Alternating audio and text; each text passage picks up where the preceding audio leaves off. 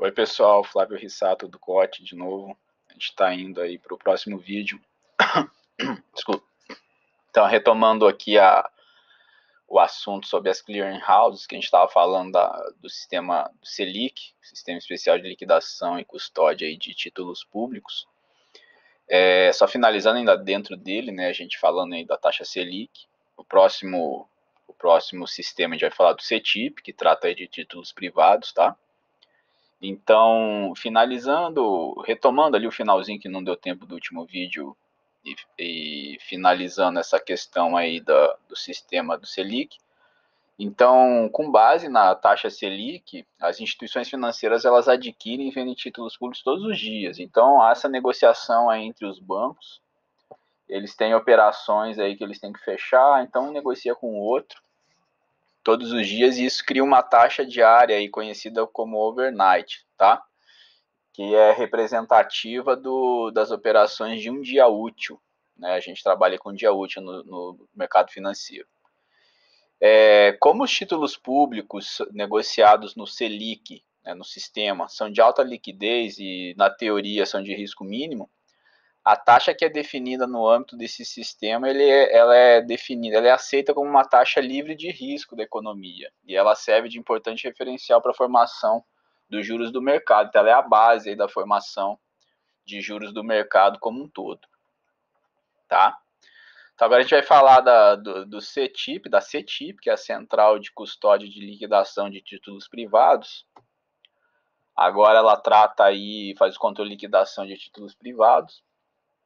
Ela, então, como exemplo aí dos títulos que são controlados e liquidados financeiramente nesse sistema, são os CDBs, Certificados de Depósito Bancário, os RDBs, os Recibos de Depósito Bancário, debêntures, CDI, Certificado de Depósito Financeiro. Então, esses são alguns exemplos de títulos privados aí controlados e liquidados no CETIP. Algumas vezes o sistema opera com títulos públicos também, que são aí quando eles se encontram em poder do setor privado da economia. Então, acaba também, em poucas ocasiões, também passando aí pelo CETIP, os títulos públicos. A gente vai ver em momento oportuno aí, que é na parte de tesouraria e renda fixa, mais informações sobre esses títulos privados, tá? Aqui, como eu disse lá para o sistema, para o Selic, na questão de título público, é só para mostrar onde eles são operados e liquidados, em quais sistemas isso acontece. Então, título público no Selic, título privado no CETIP.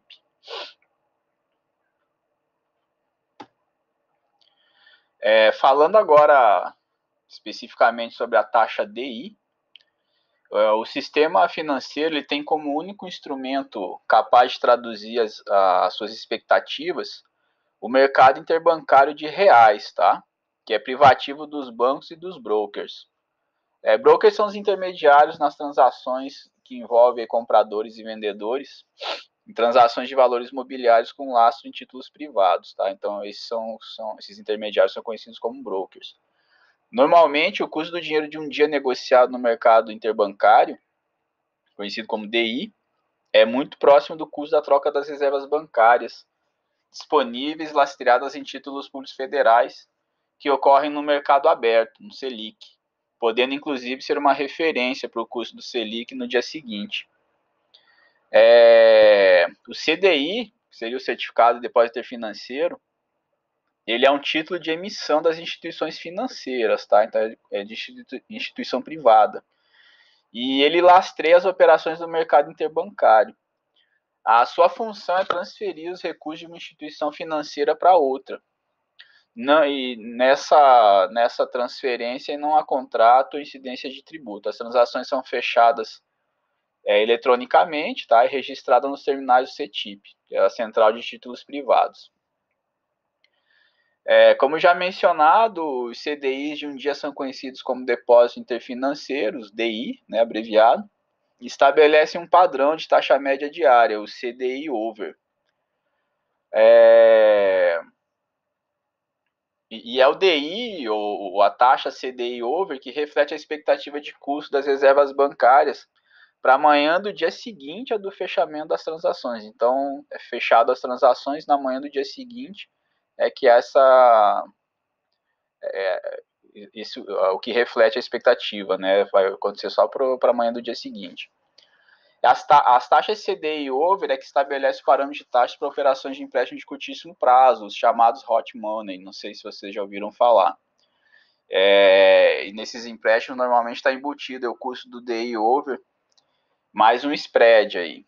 E mais o custo do imposto também que é cobrado. No caso é o PIS. Falando um pouquinho sobre a TR, a taxa referencial. Ela foi criada com o intuito de ser uma taxa básica referencial dos juros a serem praticados no mês iniciado, tá? E não como um índice que refletisse a inflação do mês anterior. Então, na época que ela foi criada, lá no governo Collor, em 1991, ela refletia a média das remunerações futuras dos títulos federais e privados.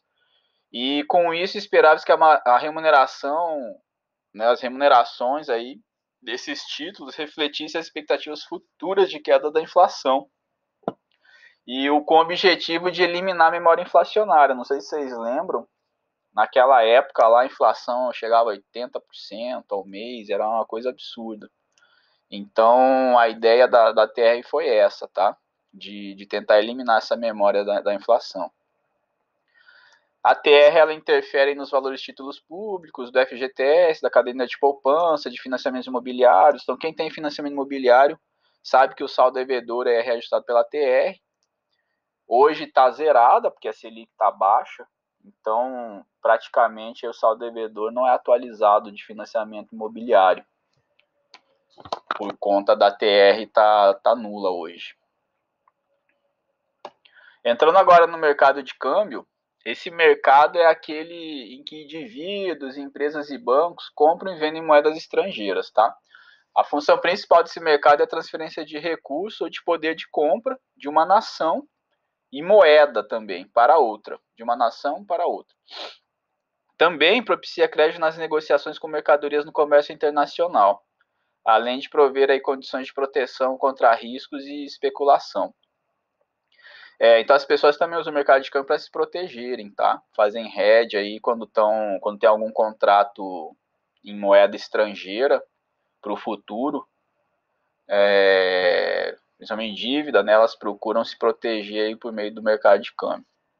Então participam desse mercado e demandam ou disponibilizam a moeda em primeiro nível e principal são os turistas, as empresas, as pessoas, os importadores e exportadores e os investidores internacionais, tá? Em segundo nível aparecem aí os bancos comerciais que atuam aí como uma câmara de compensação entre os usuários e os recebedores de câmbio. Em terceiro nível aí estariam os corretores de câmbio, né, que eles fazem o papel aí por meio deles, as entradas e saídas de câmbio dos bancos comerciais são niveladas. E em quarta e última instância está o Banco Central, e que atua como um comprador, quando os ganhos de despesas totais com câmbio estão em desequilíbrio. Então ele faz aí o equilíbrio das contas, tá? O Bacen. Como curiosidade, 90% do mercado de câmbio no mundo é especulação, tá? Mas isso não é ruim, porque o especulador ele dá liquidez ao mercado e não permite aí grandes oscilações na demanda.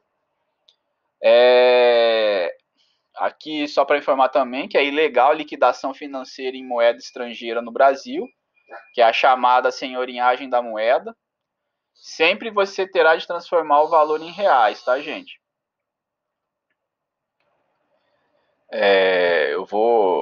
O vídeo já está aqui dando quase 10 minutos, eu vou retomar no próximo, tá? Continuar sobre câmbio, finalizar câmbio. E daí a gente retoma no próximo vídeo aí. Abraço, até.